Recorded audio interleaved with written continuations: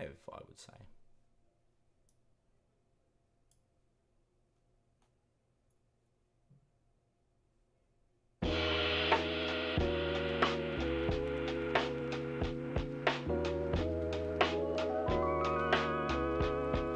Welcome everybody to episode 176 of the You Can't Comp This NBA Trading Card Podcast. We are your hosts, Adam, Amy, and Russell Gibson. And Christmas is in the air.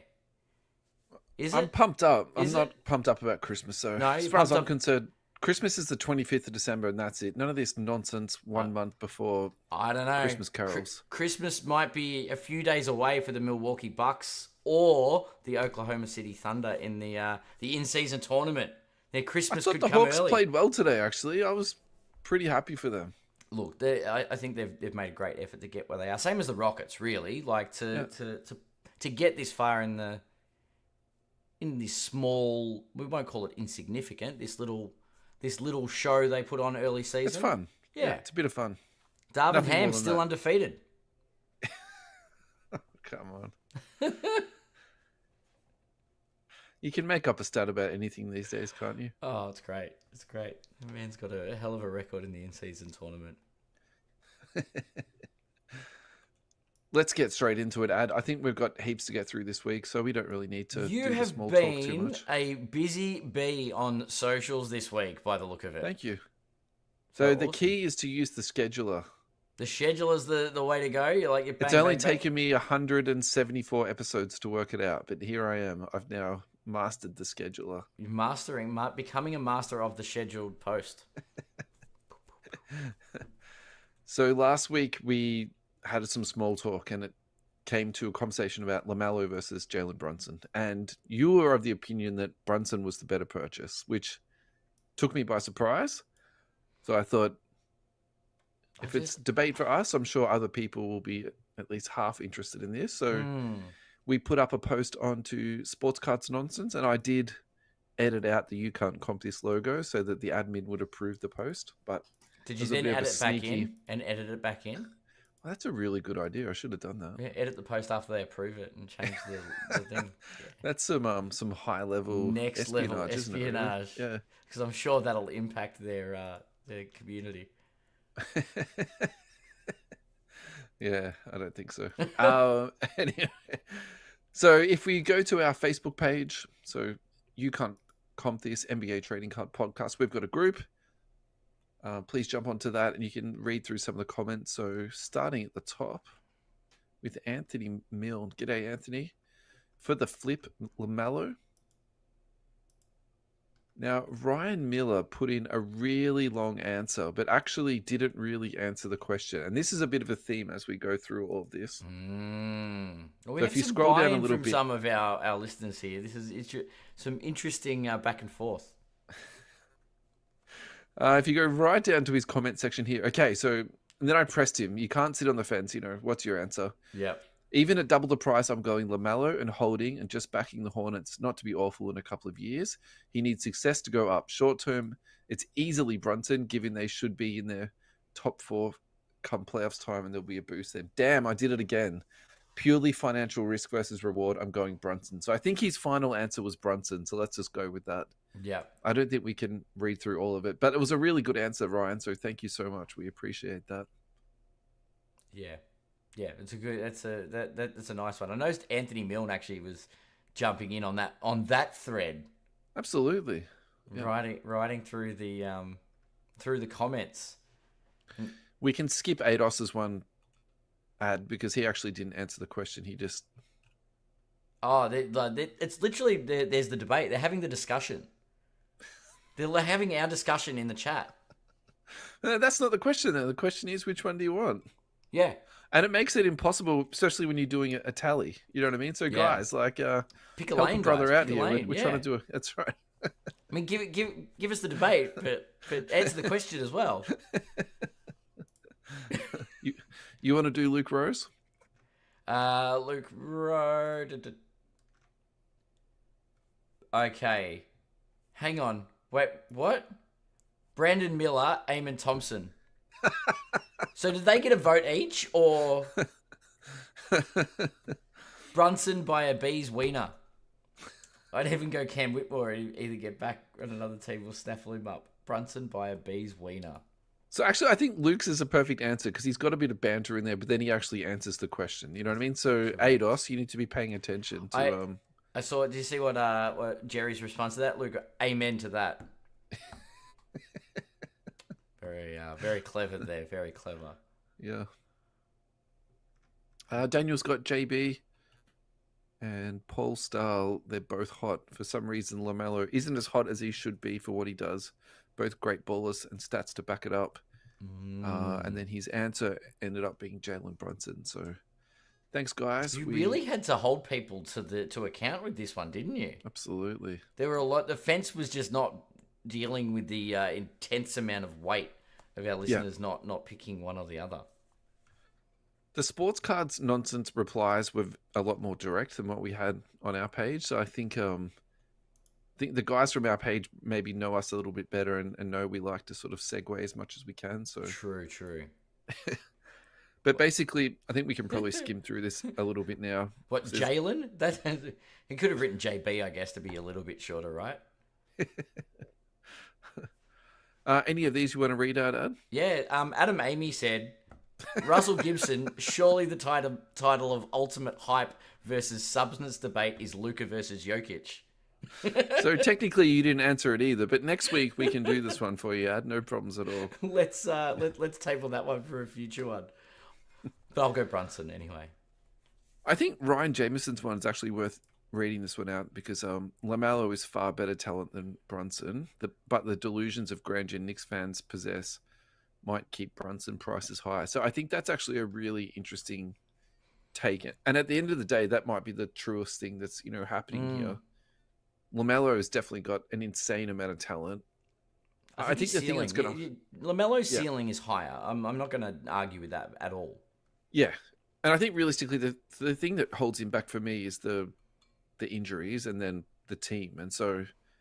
It's sort of a double-edged sword for him, really, isn't it? Yeah. Whereas with Brunson, he's a pretty reliable player when it comes to injuries and being on the court. And and the Knicks have as been Ryan pointed out, successful. the Knicks fans are just all in, aren't they? Yep. So I mean, they're as delusional as Lakers fans. I can say that. Brian Tran, I prefer Brunson. Hornets not good enough to make it to the playoffs. The Knicks will be in the mix, which will add value to him. Yep. So that's a funny one too, because we've looked at this multiple times, and it's actually not a home run that someone makes the playoffs and the value goes up. It actually can be the opposite way. I don't think I actually don't think making the playoffs is the bar. I think it's the bar if people are buying them in the season and planning to sell them at the end of the year, for the playoffs. But I just Jason think Tatum. You can't be a round one exit from the playoffs and that be good enough. I think it's... Yeah, sure. I think you've got to get to like a conference final at least and have a serious amount of impact before the playoffs mean something. Yeah. Do you know what I mean? Like if you're a superstar, you get your team to the, I don't know, East or Western Conference finals. Well, this duo, it's the Eastern Conference. You get to the Eastern Conference finals because of your amazing play to win a 7-game series, and then you miss the mark and take it to a 7-game series. Then you're on the map. Yeah, sure. Right? You get swept out in the first round. It's really not going to help your prices at all. Yeah, I definitely do. I understand what you're saying with that, but I probably think at the end of the day, like to me, the take home from that though is it's just not a guarantee. And I think True. Maybe anything or more than anything is just the Ferrugia factor. Are people excited to have this card in their possession? And maybe that's why the current price of the LaMelo is just higher than the Brunson, because he is just that more sparkier, energetic. All right, can I throw a spanner in the works? Hit me. What about their trajectory? Because I think Brunson's headed more of a spike than, and I haven't looked, by the way, because I just think about things. I can jump on to our friends at Card Ladder. When you say spike, do you mean the trajectory? Yeah, like it's like in the last years, in the last 3 months, are they up are 50%, or are they down 10%, or are they up 2%? Are they steady? Are they on the rise? What are... So off the top of my head, LaMelo's down. Yeah. And off the top of my head for Brunson, he's just on a slow trickle upwards at the moment. Yeah, but he did last year. He sort of went on a bigger upwards. I think he was up about 20% last year. Okay. So, yeah. Because the year before that, he was already on the way up too. So yes. While you're doing that, I'm going to read out Talking Eggs cards. This is from Instagram, and this is my favorite answer out of all of them. Coincidentally, I asked my sister this last night at our favorite Laksa restaurant. She doesn't collect cards, but she said if she did, she'd buy players she likes to watch. After her meal, my sister elaborated further, detailing that Brunson is a better player, but boring, so is not collectible. Needless to say, as an exchange for these words of wisdom, I happily picked up the bill. Which I think means that she would be getting the LaMelo ball, but, it's... I have a tendency to think so, yes. That's so good. The final count, as far as best as I could do it, is 9 to Brunson and 3 to LaMelo. So, which really surprises me a lot, considering that LaMelo does have the higher prices overall. I do think LaMelo's a little bit underrated still. I know it could be a success thing. I think the guy's talent's amazing. So, yep. Yeah, interesting one. Would you like to do card ladder, or should I start doing the next topic? We'll go to the next topic because I'm not going to be able to get their trajectories. It's too much typing. Now, this, again, was a little bit of a follow-up from last week. Who are you chasing this year? And I actually looked up the schedule. So, Hoops for this year is dropping on the 17th of January, which is one day before my birthday, which will be a lovely little birthday treat for me. Fantastic. We didn't get a heap of answers on this one, but we did get the Card Cupid answering this one. Johnny Furphy, the newest Aussie for the PC. I actually think that's a really good answer. And yeah, outside of the Australian factor, I think he might be a good little prospect to keep an eye on. How much you buy of him, I think, is probably the real question of, what we should be talking about. But yeah, the last few games, Johnny Furphy has actually been playing in the rotation. So 11 minutes, 9 minutes, 10 minutes, 25 minutes, 7 minutes. The game that he had 25 minutes, 4 from 9 from the field, 7 rebounds, 1 block, 3 fouls, a turnover, and 12 points. That's a decent line in 25 minutes. I think you would. That's not too shabby at all. You would take that from a rotation player at any time, and he's a young kid still. So yeah, it's just solid, 20 years of age for sure. Yep. Yeah, no, it's a good start. It's definitely not a bad start to your career. This next one is from PSA. So custom fits for die cut cards. I saw that. That's an interesting one. Without going too much into all of the details into this, and I'm not particularly sure I understand all of it because there's so many different die cut cards. So are they going to have a template for every single die cut card? That seems to me a lot of work on the back end for them, but still, obviously, they've got something worked out. Yeah, maybe it is. Maybe it is easier for them to create an etched outline of the card. Well, it says here, insert eligibility. It's important to note that not all die-cut cards received custom inserts nor need them. The decision is made during authentication and grading by PSA experts according to each card's needs and dimensions.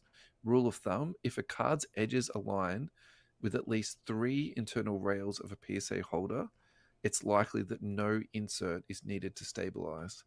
Because the ones that come to mind for me are the select ones where they really cut them down to almost to a shield. Exactly. Like those ones always wobble around in the holders. So, and they have sort of the rounded and the pointed edges, don't they? So maybe they don't have 3 touching. Like that's probably an easy one for me. But the pictures they've got here are actually like the really, and this is why I was sort of saying to you about the holders, how are they going to do this? Because they've got the one there with the flames, and that's got heaps of little points on it. The flames will get one, and the one next to it like a buzzsaw. But how because they're flat, 2 flat surfaces there. I think it'll be okay. So look, I think again this is PSA just showing, basically flexing how smart they are. I feel like to me this is almost an Elon Musk type flex, really. It is. I don't know. It's ingenious. It's pretty clever, let's be fair. Yeah. And the other thing about this too is I don't really think this is going to make them any profitable. If anything, it's going to cost them money to implement it. But at the same time, your cards are going to be better. They're going to be held better. And I think collectors are going to really appreciate that small attention to detail. So it's just another string in their growing bow. Their Yeah. metaphorical bow, yeah. Yeah. Anyway, we got Ryan from Gemrate coming on when you are taking a holiday in a couple of weeks, and I'm going to be talking to him about PSA. I am sure. So I am sure Nice. this will come up again at some point This is good. in conversation. All right, let's do this next one really quick, and then we'll go to a break, All right. and then we'll come back and we'll talk some fake Wemby cards, which is going to be part 3 of our little Dive conversation about into fake cards. Yeah, into fake nonsense. And hopefully that's it. I think now we've done 3 weeks. And Yeah, I think we put it to bed after that. Yeah. All right. What are these? Alrighty, this is top 5, is it? I think there's 5 cards here. This is from Market Movers app ad. Yep. And I think this is really good because we've been talking about Jokic a lot the last few weeks. So it's actually good to see some of his high-end stuff. So guys, if you're listening, in the podcast description, I put all the hyperlinks in. So just click on the hyperlink now. You can follow along as we talk about this. So this is the Immaculate 1/1 Logoman from 2015. So basically a rookie Logoman. PSA 7. Who cares?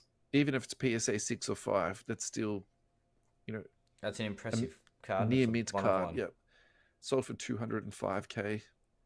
I think that's a great pickup. You think it's undervalued at 200K? I think actually that's body of work. I think that's a very reasonable price. Mm. I mean, it's iMac. I think iMac is sort of still very good, but at the same Yeah. time, lower down the rung. What's up next? This is the triple Logoman. With From the NBA Flawless. 75th anniversary logos. Actually, now you say it, maybe at 205 that is unders, considering that this is hang on, that's 84, not 840. Yeah, no, that's fine. 205 is fine. That should be more than this one. That's what I was like. That should be 84K for the triple with Giannis and Embiid. So I 3 like MVPs. that card. Actually, having the bigs together. Yeah, I think they're all they've all won an MVP. Some of them have won 3. Sorry, one of them's won 3. Yep. Probably going to win a 4th. This next one is probably my favorite out of all of these. This is the most one I'm jelly of. NT on card autograph number 2. Well, that looks like number 5, but it could be number 3. Yeah, for 61,000. I actually love this one the most. I like that card. Yeah. Mint 9 and autograph 9. At number 4, we've got a Dirk and Jokic dual iMac. What is the correlation between these two men? Maybe that they're Europeans. Okay. They both won championships. Sure. It's just interesting. Like it's an old, like, different times, so it's trying to understand. They're both iconic at their positions. Iconic, yeah, okay. They've both been at their club. Only the one club. One team player, yeah, all right. You're selling me on this one. Yeah, I've caught you. Don't know if I don't know if I'm dishing out 50.4K for it, but yeah. Alrighty, now this last one is the ultimate card for a Denver fan. This is the flawless 1/1 triple Logoman, Jamal Murray, Jokic, and Michael Porter Jr. All championship winners. I think that's a really thoughtful, intelligent card. Sold for $35,000. I actually have no problem with the price on this card. I think that's really cool. Yeah, I think it's a very If you're a Denver collector, like a Denver fan, it's like a grail piece for your PC for sure. Advertising time. Fast Break Trading Cards. Thank you so much for supporting us and supporting the show. Check out fastbreaktradingcards.com. The lads have gone to a lot of effort to build up their shop front, to build up the supplies that they've got on hand, also the stock that they've got on hand. Go down and check them out. You'll have a fantastic experience when you go down there. 75 Tulip Street in Cheltenham, Friday 12 p.m. to 6 p.m., Saturday 9 till 5, and Sunday 10 till 4. I would say this though, sometimes their opening hours on the weekends aren't always the same, so always check out on Instagram before you go down just to make sure that the opening times are going to be there when you go, because there's nothing worse than driving down to a place to find out that they are closed. Nothing worse at all. Alrighty, let's look at something different today. Let's look at their Pokemon supplies, their Pokemon stock that they've got on hand. Pokemon TCG Blood Moon, $44 for that one. Pokemon TCG Grand Adventure Collection Box for $40. And then the last one we're going to talk about today, actually we'll talk about two more because you could use these as stocking stuffers. Pokemon Scarlet and Violet Surging Sparks Booster Pack for $10. And then they've got the Vibrant Paldea mini tins for $20, which are actually a really cool one for kids. They love those, and they'll play with the tins afterwards. Well, my kids do anyway. Great storage. They love those. Yeah. Yep. Alrighty, so again, thank you so much, Fast Break Trading Cards, for your support. We really appreciate it.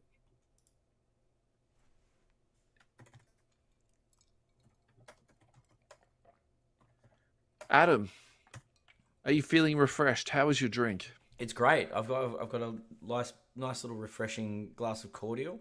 It's got some ice in it. I saw that. A little bit of ice in it, but it's a warm one here in Melbourne today. It's very warm. Currently 30 degrees. So yeah, and apparently 40 something tomorrow. 40 tomorrow. Yeah, we're in for a heat wave early. Not great. Anyway, alrighty. So the next thing we're going to talk about, this is basically part 3 in our little conversation about fake cards and the like of it. Now, actually, I found this one on NBA Hotspot Worldwide, trade and sell cards. And this is a card that was listed on I'm not going to say the platform name because that's not what is important here. And I don't want to throw shade at the platform. Fair. But basically, it's highlighting a card, a 1998-99 Upper Deck game jerseys, 9.5 mint. And basically, the person was pointing out that the patch didn't look like it fit the card. And then when you go through and read all the comments, it's actually a well-known fake that's in the community. And it's actually been switched out and replaced with a better-looking patch. And so, you know, I made a very loose comment last week about you have to know what the card looks like. And I really think this sort of goes back to that. And by the way, the other thing I want to add to that too is I don't think any of this, it's easy for me to say this. It's actually a lot more difficult to implement it. So, you know, the theory works in, yeah.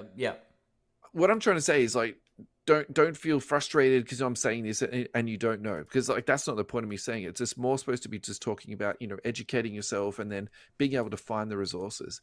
And I think, for example, for this one, you have to know what these patches look like, because if you look at the rest of the series, none of them have that beautiful 3-colored patch in there. That really chunky looking patch. Yeah, normally just that's right. a piece of material is what they normally exactly. are. Yeah, that's exactly right. Yeah. So, and that's how this one, you know, came to light. Then if you read through the comments in this one here, it's basically talking about, you know, it's a well-known fake, you know, go onto the Blowout forums. It's already been, you know, established as that. So probably what I suspect is happening here, they can't sell the cards. Now they're trying to put it onto a different platform until they can basically offload it. And so, you know, and I think the parallel between that is that when people are making fake cards, they send them to all the different grading companies until somebody will grade it and encapsulate it for them. And so, you know, we talk about this where what's the problem with having all these small grading companies pop up? Well, they just don't have that history of knowledge and that sort of baseline of knowledge to be able to identify,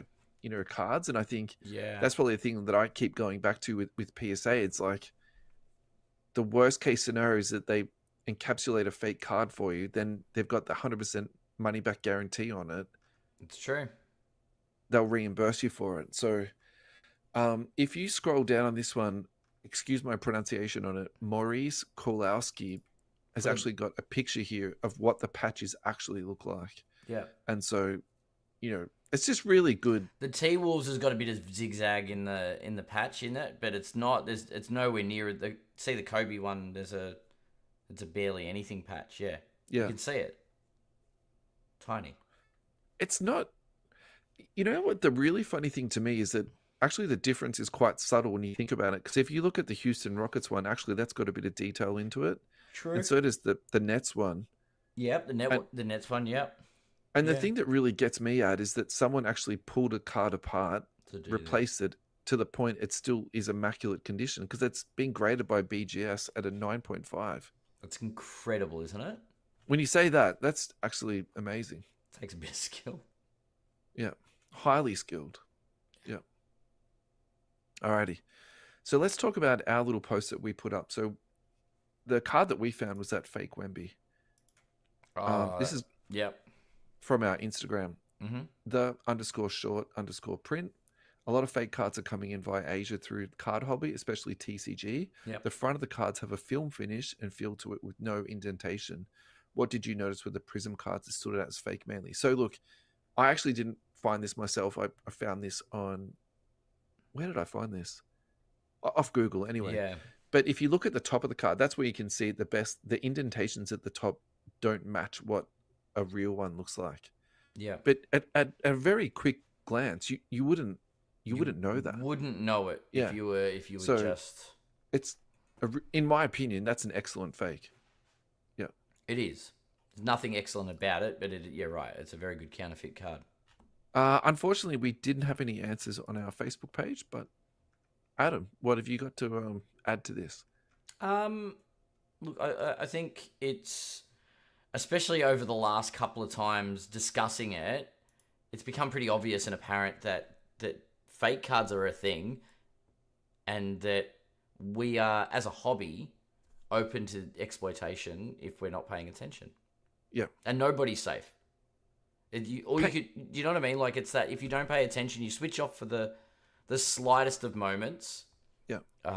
Using myself as the example, that you can be suckered in by something.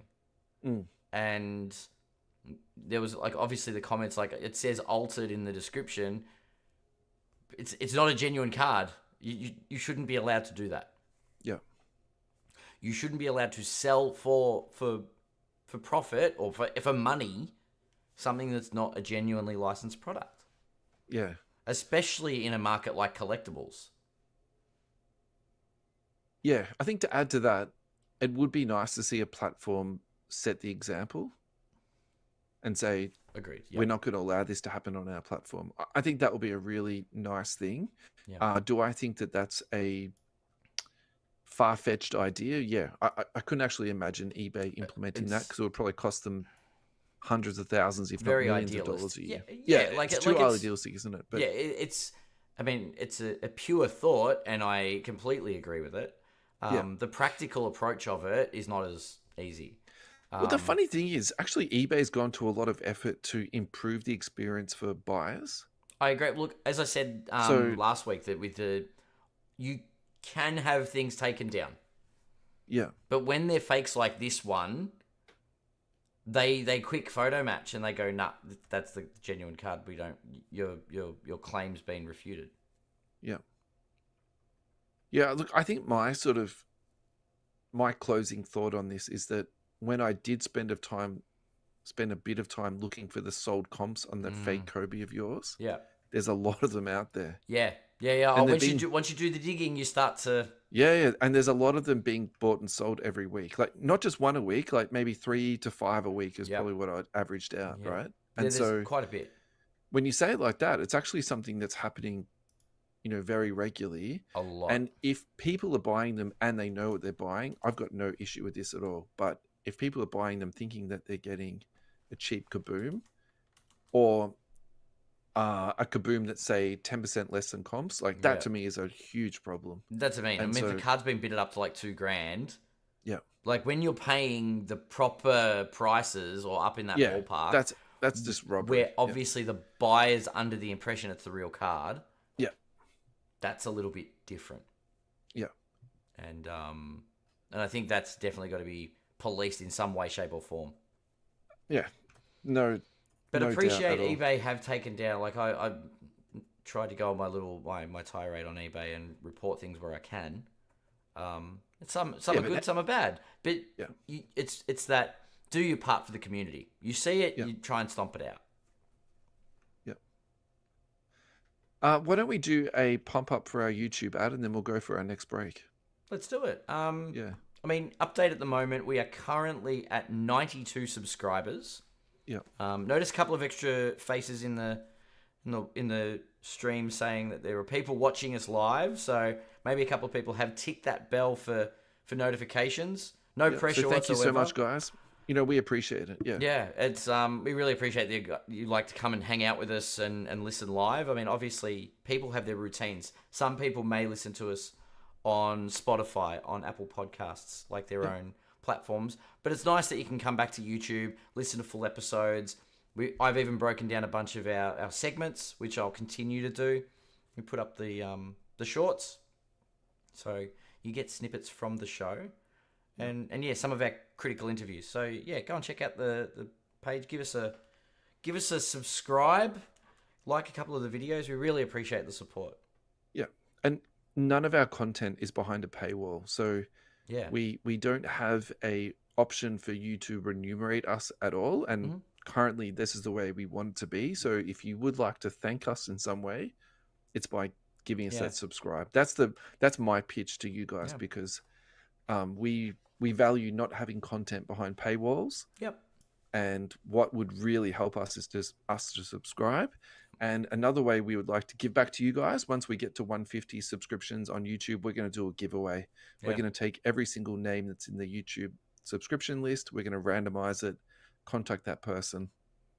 And then we're going to send you out a box of Revolution Hobby, which was hooked up by our friends at Fast Break Trading Cards. So I think that's the perfect little segue into our next advertisement, which is a new sponsor as of last week, the Melbourne Cartel. And I was saying it incorrectly last week. So Darren, thank you so much for your patient education of me. Now, we didn't get through all of Darren's points last week, so let's recap really quickly. He has a range of repacks, NFL, AFL, UFC, and NBA. Every single card that goes into the packs is available for you to look at on a checklist. We really value that. If you would like to buy from the Melbourne Cartel, it is at www.melbournecartel.au. Also, follow him at Whatnot, where he does his, I'll call it sales and auctions. Nice. Alrighty. Now, the things that we didn't mention from last week.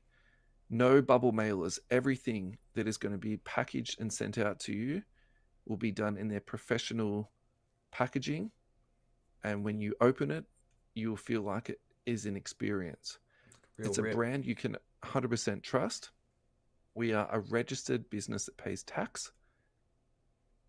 The Melbourne Cartel are also the Australian distributor for GTI card accessories, the best one-touches on the market, as they have an inner sleeve that houses your card in the one-touch for 100% service protection. I'm actually currently using this product myself. I bought 25 off Darren, and I must say they are a very nice product. The other thing that they do, which is really interesting, is on the actual outside of the one-touch, there is a piece of plastic attached to it. So when you peel it off, it's like pack fresh. Oh, nice. Yeah. So that's a nice little touch. Now, Darren has very kindly given us and all of our listeners a 10% off discount code. Use the code COMPTHIS10 and you will get 10% off everything that's in their stall. So Darren, thank you so much for your very generous support and also your gift to our listeners. We're very, very grateful.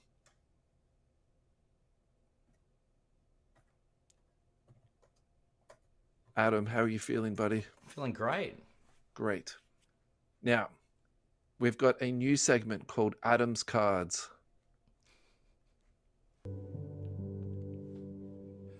Adam's Cards, Adam's Cards, Adam's Cards.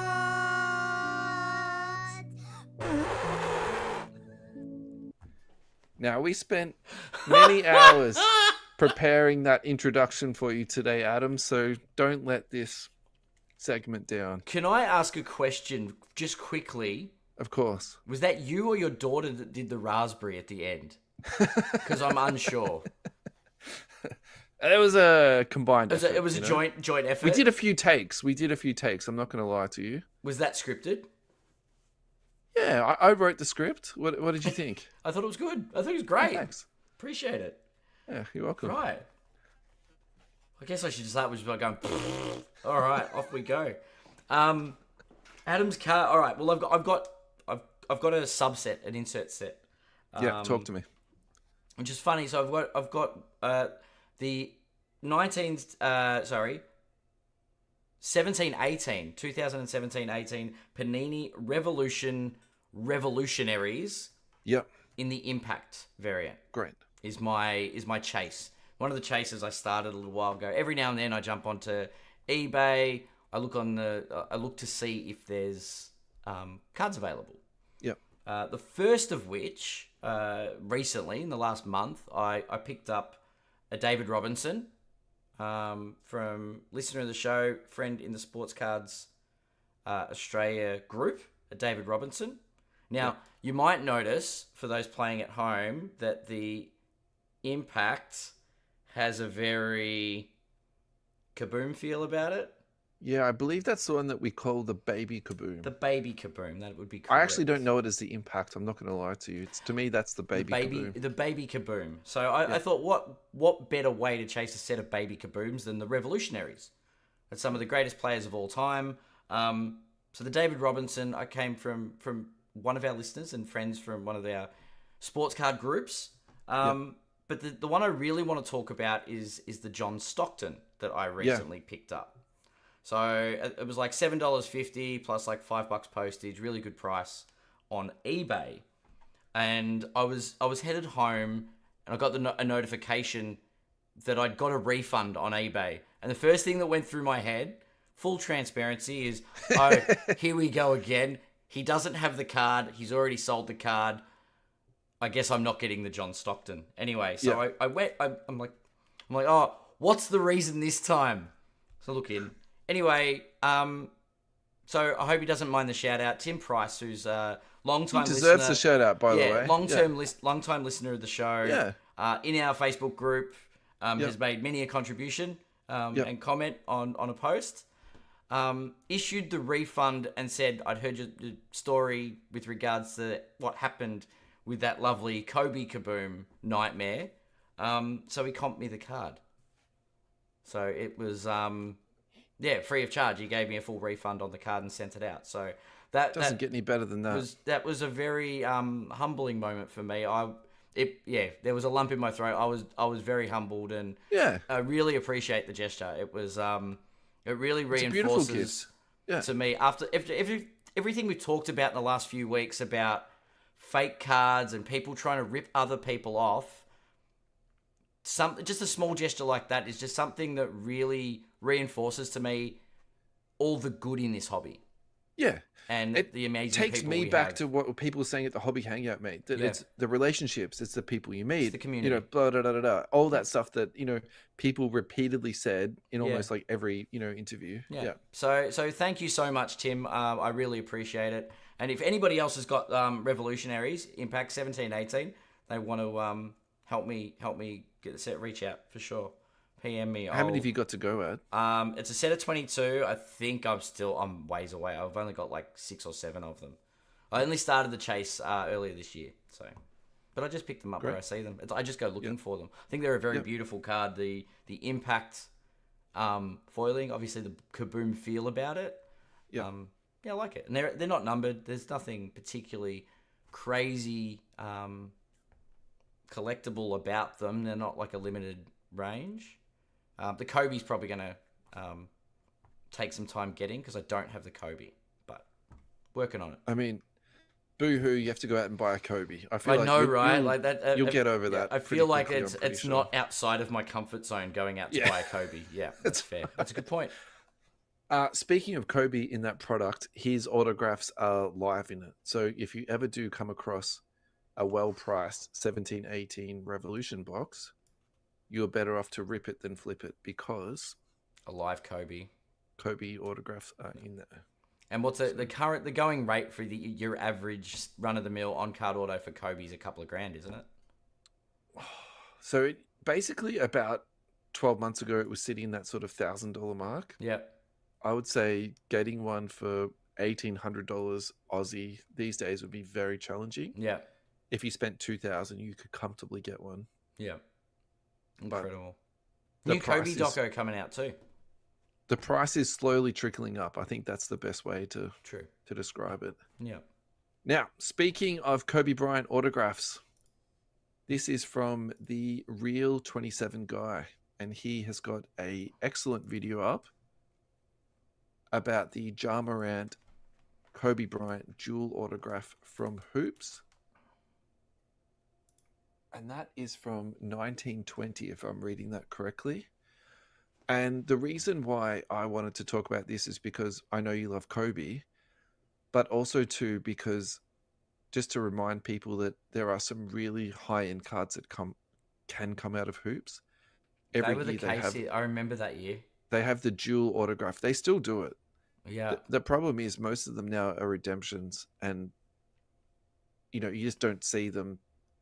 It's kind of a shame, really. Actually, I understand why a dual autograph is redemption, just like the logistics of getting two athletes to sign it would be an absolute nightmare.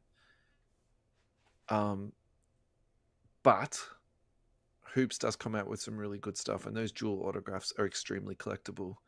For sure. I'm actually really interested to see, because basically the Real guy, not all of his posts, but a healthy dose of them are card education. Then, oh, by the way, this card is up for auction this week. So this will be ending this week, and I will follow this because I'm very keen to see where this ends up. Yeah, for sure. It's a beautiful card too. Yeah.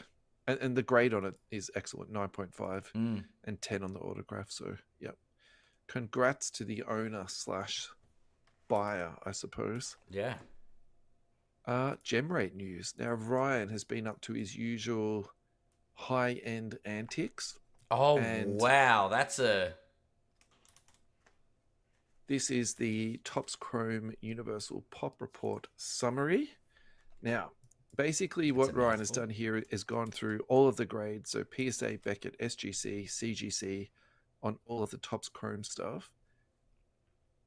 There's a bit of stuff on here that's, you can skim through pretty quickly. The top graded cards, the top 15 cards are all Wemby cards. I don't think that's any surprise on that at all. If you flip through a little bit more, though. I'm just looking at the first page. There's so much information there. I'm going to have to give you a list of questions for Ryan while I'm away. Yeah, send me some questions, mate, because I'm sure that he'll get bored with my questions pretty quickly. But what I wanted to talk to you about is the Topps Chrome grading outliers. So basically, which cards are easy to gem and which cards are really difficult to gem. And I think this is a really important conversation to have, because one thing that I find really annoying when people say this is that, PSA just throws out 10s like they're lollies, and that's why everyone loves PSA. Well, actually, that's not the case. I think the more you zoom out and you look at cards from a set perspective and a year perspective, what you will begin to see is that you'll see trends within cards. So the easy one to think about is blank slates. So the blank slates that were the cream ones, they gem really well. And the ones that were black, they gem really poorly. So it's not that PSA throws out 10s like lollies. It's just that some cards grade better than others. And I think the Kabooms did the same thing with the border. They put the border inside the Kaboom this year, didn't they? Yeah. Yeah. And it's really obvious to show that they're off-centered. I don't think particularly Kabooms have been easier to gem than others, but yeah, I know what you're saying with that. The other thing to sort of just quickly throw into this mix too is that if you look at, say, LaMelo Ball's population numbers on his gems, actually it's a lot lower than what you'd anticipate. Interesting. Because heaps of people, were trading LaMelo Ball, but the actual gem rate on that card is quite low because the population and the quality control on that was just, absolutely abysmal that particular year. So alrighty, so let's look at the cards that gem really well. So the Wembanyama Let's Go. Yep. Total graded 13. Gem rate on that is 92%. So basically, you're almost guaranteed to get a gem on that. Jalen Brunson autograph purple geometric. 13 was subbed, 92% gem rate. The LeBron James Helix, 11 was subbed, 91% gem rate. Brandon Miller Sudden Impact, 10 were subbed and 90% gem rate. Does that mean, if it's 91% and 92%, is that out of 13 graded, 12 came back, you reckon? basically. Yeah. Yeah. 11, 10 came back. Yeah, Yeah. cool. Then look at the top of the table. LeBron James Time Machine Gold Refractor. 11 was sent in. 0 have come back It's as the a next 10. one that's got my Yep. eyes. Yep. Wemby Negative Refractor. 61 was subbed. Only 1% on that was a gem rate. That's one of those. If you see that card at a gem for a Yeah. good price, grab it. Because it's a low pop at the gem, right? Well, yeah, it'll be pop 1, right? I mean, And it's I reckon also- a few will grade, but yeah, you're right. Yeah. So I think Wow. what takes my eye out of that is the negative refractors. I wonder if they're just a very difficult card to gem, because then down the list from that, you've got the Brandon Miller negative refractor. Yeah. 17 was sent in, only 12% gem rate on that. Yeah. So What is it? There's one in the bottom half. Harkes Jr. gems at 81%. yeah, right. Negative refractor. Yeah. That's really interesting then, isn't Yeah. it? So it's not a Particular set thing per players se. in the might be particular cards in that lot. Yeah. But you can see the players that are being graded through that though. Oh, I mean, we get Wemby, it. We get it's LeBron. Wemby, but you've got LeBron and Curry are the other two stars, but it's not Yeah. rookie related. yeah. Is there anything on here that takes your eye that you wanted to have a chat about? The negative refractor Wemby was a big one. But yeah, even at the bottom half, like looking at like Victor Wembanyama, let's go. Apparently that just gems. Yeah. But it's a small sample size. Top graded Yeah. players, Wembanyama, total graded 8,800. I'm looking at the next bit. But do you know what I mean? Like it doesn't surprise me that the most second on that list is Brandon Miller with 900. Yeah. It's insane, isn't it? So it could rather than the Topps Chrome top graded stuff, it could be literally Topps Wembanyama grading stats. I mean, on the flip side of that though, Ad, because remember what was happening sort of like pre-COVID, when basically you could send anything into PSA, get it graded, and then sell it and make a profit off it. And people were sending in everything, base cards, low end people that, I made the joke about Ty Jerome. Like, how many Ty Jeromes do we need? There was hundreds of those graded. So actually, I don't mind to see this where it's like, give the people what they want. Get all your Wembys in and graded, and then, you've still got other people being graded, but in significantly smaller numbers. And then I actually think that then those cards are still collectible because there's not as many of them, and that's fine. And then you've got your super liquid guy at the top, and there's oodles of them. I think that's fine too. So I like the slide where it's just top graded cards and the top 15 are all Victor Wembanyama. Yeah, that's right. I mean, I think that summarizes this 12 months perfectly, doesn't it? Like that's almost like your Christmas card picture, really, isn't it? This is the data that backs up Wemby mania. Yeah, for sure. The one I wanted to really quickly mention, so the top graded players at number 7, you got Derek Lively, 277 cards. Actually, on Market Movers this week, he was the top basketball mover. He was up 9%. So I think we're starting to see a little bit of Derek Lively love. I don't have a big problem with this, but I'd also probably say too, don't go too crazy on big guys. Traditionally we haven't seen. Harkes Jr. again is appearing on that. So does he have a future in Miami? Do Miami have a future? Where are you at with Harkes Jr. though? I haven't watched a lot of Miami, I'll tell you that. Yeah, look, I feel like think they're he's a a middle talented... of the road team and they're not really getting much attention. So Miami fans obviously disagree because they're Miami fans, but I don't know. I don't think they're in that position to positioning themselves to win a chip run. So I'm not paying as much attention. That's fine. Look, I've watched a little bit of Heat this year. I think Harkes is a skilled big. I don't have a problem if you're going out and buying a bit of him, but I'd also say too, I actually find that very risky because the thing about the Heat is that they're not particularly loyal to anyone that's in their rotation. Nope. And so if someone else comes along that's better, or someone else, begins to start playing better, if Harkes is in the rotation or he's out, I won't be surprised sort of either way. So that's where I sort of find that a bit of a risky one. So I think we should go to a break, my friend. Let's do it. Alrighty. Our third and final sponsor of today's show, if you've been listening to us before, you'll know who this is. It is US Sports Cards Australia. Find them at ussportscardsaustralia.com.au. Ross has been doing a lot of work on the website and he's been building this right up. Check Out My Cards Australia is on there, which is a consignment service. Ross is now taking submissions for that. He's getting the cards up on there. It's doing a fantastic job. He's got singles for sale. He's got collectible protection. He's got hobby boxes for sale. He's got memorabilia. The last week we spoke about toys and the water pistols. I think this week I'm going to have a look to see what he's got to sell in terms of hobby boxes. Let's mix it up a little bit. Let's go check out UFC. UFC? 2020 Topps UFC Striking Signature Cards Hobby Box for $199. If you are looking for a Christmas present for sub $200, there you go there. If you want a Christmas present for sub $60, we've got 2022 Panini Chronicles UFC blaster boxes for $49.99. And then we've got here, this seems quite high for me, but 2021 Panini UFC blaster for $183. I know nothing about UFC. I'm not going to say that's a good or a bad price, but that seems almost like COVID NBA prices, though, doesn't it, Ed? It does, but it's yeah. I can't comment. I don't know the market at all.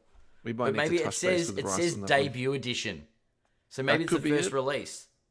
That could be it. Yeah, I mean, who knows, right? but yeah, if you're into UFC, get on it. Alrighty, we're back. This is the final segment for this week's show, so thank you everyone for listening and making it this far. We're always grateful for your support and your listens. Yeah, Someone else that we're grateful to is Shaq Fu. Shaq for Now, 32. Shaq Fu this week, yeah, he's been tagging us in as collaborators on his posts, so thank you so much, Joe. We really appreciate it. I basically chose between the two posts that he tagged us into this week. I went with this one here, the Skybox NBA Hoops BAMs numbered to 250. Oh, that's a sexy card. The reason I went with this one is because in my head, when I think about Shaq, I think of him in a Lakers uniform doing a dunk. So it was like, this is the obvious one to go through with. Yeah. What I thought I could ask you about this card, Adam, is what is your favorite Shaquille O'Neal memory? And I prefer you to talk about your prime Shaq memories, not your lumbering down the court in a Celtics uniform. No Phoenix or Cleveland Shaq stories. You can if you want, but No, I thought it'd be Lakers Shaq's more always gonna fun be to my talk about favourite the Shaq. prime Shaq. Yeah, I did like. Look, I was a fan of Orlando Shaq. I thought he was so dominant when he entered the league, but he was insane when he was like running down the court on a fast break, like no one would get in his way. That was kind of cool, wasn't it? It was like he was a weapon with the ball. look, I'm gonna say if I don't say it's like 2001, 02 Shaq, like the three-peat Lakers Shaq is my man. Yeah. Like, but even 96, 97, when it all happened, when he came across to LA, it was exciting. It was a new generation of Lakers basketball. Yeah. And we're all excited about Kobe, and the fact that Shaq was coming across was this crazy 1-2 punch that was just going from strength to strength. So yeah. And what a 1-2 punch that is, honestly. Like, spot on. With like, as much as they're like, Kobe won because it couldn't win because without Shaq. I don't think Shaq could win without Kobe. Like, you know what I mean? Like they when they joined forces like that was incredible. yeah. Obviously, Kobe did win without Shaq, and Shaq did win without Kobe.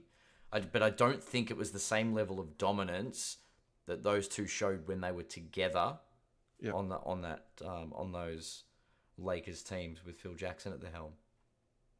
So my follow-up question to that is, do you think that the 3 championships they won together was enough? Should they have won 4? Should they have won 5? Should they have won 6? If they could have found a way around their egos, they could have very easily, it's my opinion, they could have won 5 championships, Yeah.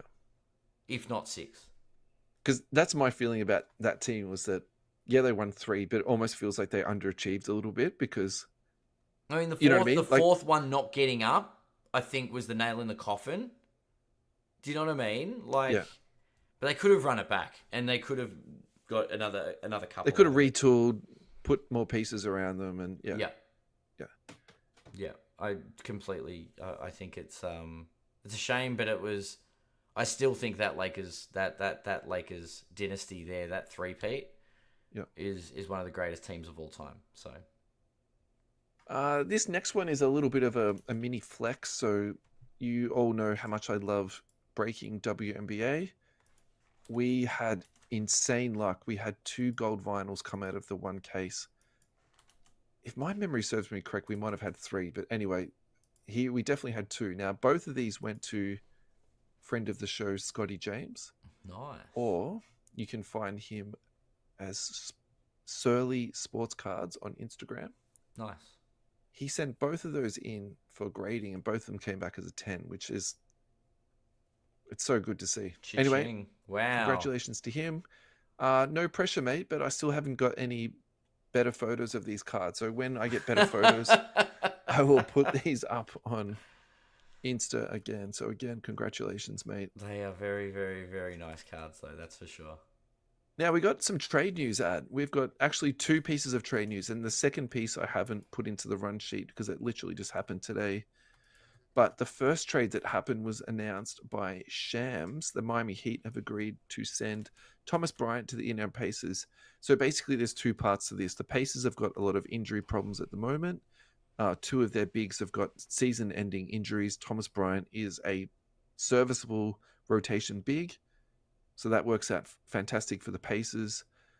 On the Heat side, I think what this means is they're looking to make more moves. It slightly reduces their tax bill. Yep.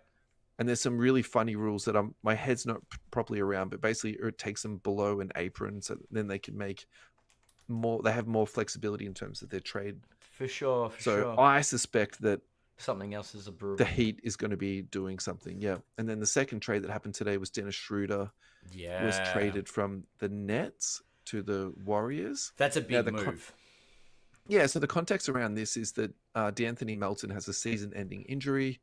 So obviously he won't be helping the Nets win anything at all this year, which I'm sure is going to make them happy because they're just basically in asset acquisition mode at the moment. Sweepstakes, aren't they? Yeah, Schroeder is actually playing really good basketball at the moment. Yep. I think that's a really good pickup for the Warriors. So there's a lot of chatter with the Warriors that they'll be trying to pick up a bigger piece. Or, there's been crazy stuff said about, LeBron James, blah, blah, Jimmy blah. Butler. Yeah. Look, I love those crazy stories. I think they're fun to fantasize about and make fun about. Do I think LeBron will go to the Warriors? I think that's impossible. I don't think they can make it work in any way, shape, or form. But yeah, Jimmy Butler is a maybe, but I think they would have to give up a lot to make that happen. So I think that is something I'm not too sure about. But anyway, have you heard any cool trade rumors / trade stories so far? No, the only rumor, and I hope it is true, that the Lakers are going to trade Gabe Vincent to the Wizards for Jonas Valanciunas. Okay. I would like that. You want big Jonas? Yeah. I think Anthony Davis needs a serviceable big with him rather than having to be the big. I think Davis, a twin tower effect there would be a little bit better for the team. If it ends up with us having to have the likes of a Kuzma or something back. I think that the Jackson Hayes experiment has failed, and he's just injury prone. I like Jackson Hayes. I've even got some of his cards that I've sort of done a small, PC / investment lot of. Yep. I would like him to do well for my own personal, gain, but unfortunately, I don't think that's going to happen. So, no, agreed. We just mentioned LeBron James. Let's hold that thought for 2 seconds. This is from @ArtKaroon. Now, this is on Twitter, ARTKAROON 9. This is just a funny account that I came across. but this is a really clever post. I'm back in accumulation mode for sports cards again, and I can definitely see good value in LeBron Grails. Now, what he's got here is a card ladder summary page of LeBron James on his index data going back 2 years. Oh, And I basically what saw it's this. showing is a huge decline going down here, decline of 27% overall. And I think that's a really clever observation, because the way I'd read this is this guy is not a sports card collector per se. He's more of a flipper slash opportunistic investor, which I think is good. It's clever. It's, that's fine. But for other people who would also like to make, a smart buy, for example, LeBron kabooms, I've recently saw a couple of those sell well below comps. Yep. If you're looking to the long term, we talk about the people who are always going to be here. You're not speculating on Wemby, you're not speculating on Jar or Zion at this point. It's a very established body of work. It's very interesting that people, with this LeBron dip, are people analysing LeBron over the way he currently plays basketball? Is that where people have just lost the plot? I think this is more about the greater economics in the world at the moment, Ad. And I think if you look in this, particularly the last 2 years, like that kind of makes sense of what's been going on in the economy. Yeah, right? Fair. That's fair. Yeah, fair. I'd be like, if So that's now, not the is it overall actually trend as well. Can I be honest with you? I actually think if you looked at most cards, they would follow across the hobby at the moment, this is what we'd be seeing. And I would actually, in my opinion, in my head, I'm like, now is actually a good time to buy. And I kind of feel like at card shows we saw a little bit of this too. It seemed to me like kind of the smart people were buying. I'll pay that. That makes complete sense. Yeah, for sure. Not there's anything wrong with selling, by the way, too, guys. If you're selling at the moment, I'm not saying you're dumb. That's not what I'm saying. Yeah, exactly right. Yeah. I think you've hit the nail on the head though, for sure. Yeah. So from the biggest piece in the hobby to pretty much the smallest piece, but I love these little stories. Now, I hope I'm saying this right. Yves Messi, and I think the link of this is completely mucked up. It's going to go to my fantasy team ad, so this might be a little bit difficult for you to I've got a fantasy team up here. Ja Morant. Alrighty. Yeah, actually, my fantasy team's pretty good, to be honest. This is a keeper league too, so. Oh, nice. Yeah. Alrighty. So this guy, there's always one guy a year that just comes out of nowhere in fantasy. So obviously this guy hasn't got rookie cards out or cards yet, but I think, it's one to keep a bit of an eye on. This is his last game. Posted a double-double, 18 points, 6 of 14 from the field, 6 of 7 from the free throw line, 14 rebounds, 2 blocks, 1 steal in 32 minutes. Now this is a very brutalized way of looking at people, but this is their fantasy score number. So it's basically like points, rebounds, assists, minusing points for turnovers and misses. 43 fantasy points, 25 fantasy points, 23, 39, 23, 45, 25, 43, 21, 23, 23. So like that's pretty good, right? Yep. Especially for a prospect. I think this is someone to look out for. Now, if you play fantasy, have a look at this guy. If you need someone to play your center spot, you really can't go wrong with this because you'll be on your waiver wire to pick him up. I'm definitely going to be watching out for this guy in terms of cards. I think that's a fun little... Very nice. Yeah. Alrighty. I think this is going to be the last thing we're going to have time for today, Adam. I think this is the perfect way to end today's show. Card versus card. I know you love these. Oh, you this know how much is I love from a good card versus Slab Stocks. card. Now, this is super interesting. Talk about established stock versus a prospect. We've got Brandon Miller, black gold rookie prism. So that's numbered to 5. SGC graded. Why on earth you would sub this to SGC is beyond me. Sold for $7,350. That's going to be cracked and resubbed to PSA as soon as it's bought and sold. Yeah. Now, on the other hand, we've got here the 1985 Nike Michael Jordan promo code SGC 10. Sold for $7,800. Adam, what would you go with on this one? The Jordan's a promo. Is that an actual card? A promo card? I don't think so. And I actually think that's like a jumbo card because looking at the holder, it doesn't look like it's a regular one. It looks like it's oversized. I'm going to go with Miller because it's a card. Yeah. I like the Jordan as a collectible, but I think Brandon, pretty much, Brandon Miller. I'm with the card. Okay, I like it how that we asked a question and you answered it. You didn't just say a bunch of random stuff and then not answer the question. Imagine that. I'd just be like, I don't know about going the Jordan, and then just end it. I don't know about picking the Jordan. I mean, that would be an ADOS UTOS, really, wouldn't Yeah, it? really. I'll actually tell you that one's a card, and there's probably got some value in picking that one. But the Jordan is eternal because it's Jordan. But I don't know if I'd pick that one either because it's not a basketball card. If it was a Kobe promo, I'd pick that. Yeah. And just answer with something completely different. What do you reckon? Yeah. Yeah. Yeah. I'm confused at this point in time. What did you end up going Brandon Miller. with? All right. So I'm going to go with Miller too. So the commentary I'll add to this is that I think if you're looking for the safer investment, it is the Jordan. I don't think there's any conversation in that at all. But I think the point you raised is 100% valid. You know, it's a promo code. It's not like a card. So, you know. It's like a photo. So the really interesting thing, though, is that it's in my mind, and probably what's leaning me towards going towards the Brandon Miller is some of these cards have sold for insanely high prices recently. And I think that the easy play here is that you crack this out, you send it to PSA, and you sort of hope for the best that it'll, you know, grade upward or even say at a 9. You still get an uptick in your value there. So for sure. Yeah, I just think that this low numbered Prism, particularly the gold stuff, like some of that is sold for, you know, some crazy value, you know, recently.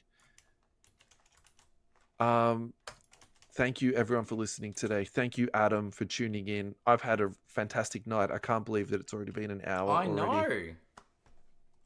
Yep.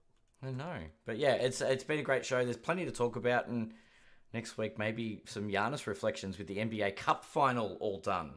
Sure, we can do some Giannis, no problems. I will put that into the run sheet as well. now. Maybe we'll think about Joker versus Doncic because we haven't given any shade to Luka recently. Sure. Done. Awesome. That's also in the run sheet too. Awesome. Yeah, thanks everybody. If you haven't done so already, please YouTube, like, subscribe, do all the stuff. Put yourself in the running for a box of cards. Yeah. Yeah. That's right. And we'll see you next week. Click subscribe, win a box of cards. That's a great little It's pretty simple, right? Isn't it? Yeah. How easy can it get? We should put that on social media. Should be. Yeah. That's it.